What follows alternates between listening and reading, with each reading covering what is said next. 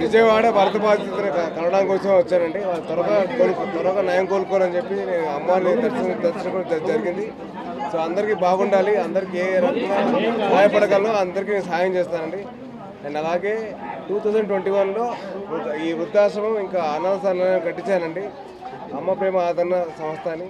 So వాళ్ళు నా కోసం యాక్షన్ అయినప్పుడు అందరూ నా కోసం ప్రే చేశారు, నా కోసం నేను తొందరగా కోలుకోవాలని చెప్పి. సో అలాగే నేను వాళ్ళ కోసం నేను వచ్చానండి. నా బాధ్యతగా, నా రెస్పాన్సిబిలిటీగా నేను వచ్చి వాళ్ళందరినీ కలవడం జరుగుతుందండి. అలాగే అందరికీ నేను ఫుడ్ ప్యాకెట్స్ కానివ్వండి, వాళ్ళకి కావాల్సిన సప్లైస్ కానివ్వండి అవన్నీ అందజేస్తాను వచ్చానండి. సో మీ అందరూ ఇదిగా అందరూ వచ్చి నన్ను సపోర్ట్ చేసినందుకు చాలా థ్యాంక్స్ అండి. అలాగే మీ అందరూ త్వరగా కోలుకోవాలని చెప్పి నేను కోరుకున్నాను. Thank you.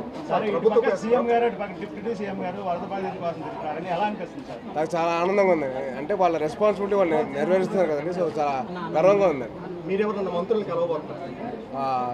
సెక్యూరిటీ నేను కలవచ్చండి, అది తిరిగి ఇంకా ఎవరు కలుస్తాను తిరుగుతాను.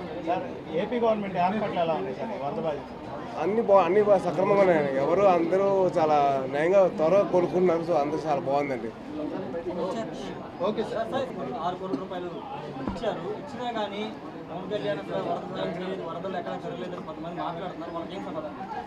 అంటే అది సమాధానం చెప్పే కంటే ఆయన తిరుగుతున్నారని మీరు చూపిస్తారు కదండి, మీరు దగ్గర మీరు చూస్తారు కదా ఎంతవరకు ఆయన సహాయం చేస్తారు ఏంటని మీరు చూస్తారు కదా. సో ఆ వర్క్ విల్ షో అండి, ఆయన పని చేసే తీరు తెలుస్తుంది.